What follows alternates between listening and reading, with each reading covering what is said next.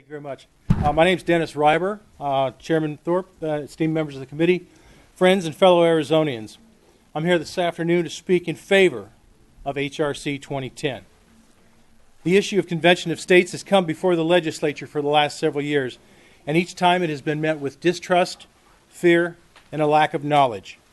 Those who would call it a constitutional convention say we want to replace the current one.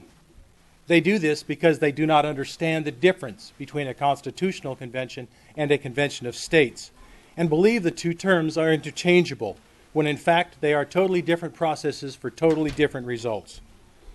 The calling for a convention of states merely means that Congress is being replaced by the states as the initiator for amendment proposals, and I stress the word proposals. Those who fear this process are the same ones who are unaware that Congress itself has proposed over 10,000 amendments over the years. Our founding fathers used conventions all the time in the early years of this nation to deal with specific issues ranging from defense, finance and trade, commerce, inflation, and taxes.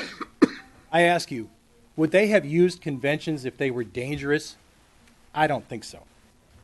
They built the convention method into Article 5 because they knew it would come a day when the federal government would not only become far larger than they intended it to be, but foresaw a time when the government would be more interested in serving its own interests than focusing on the 18 enumerated powers granted them in Article 1, Section 8 of our Constitution. Patrick Henry once said that the Constitution is not an instrument for the government to restrain the people. It is the instrument for the people to restrain the government.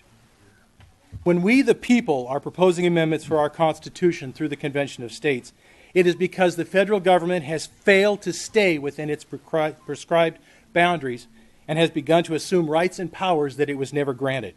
This is how we restrain the government, by being the initiators of a process which was prescribed in proper constitutional amendment. Paragraph 3 and 4 of this resolution both defines and limits the ability of the convention to address only three areas which have been covered before, one being the limiting of the power and jurisdiction of the federal government. We are in fact following the lead of our founding fathers. It worked for them and it will work for us. Excuse me. You have today before you the ability to bring to bear the very tool to fight an overreaching 30 seconds, sir. And begin to return power to the states and to the people. I humbly and respectfully request that you move this resolution forward for full approval by the citizens of this state. Allow us to be part of the spearhead to return this country to the course that our forefathers intended. Thank you. Thank you.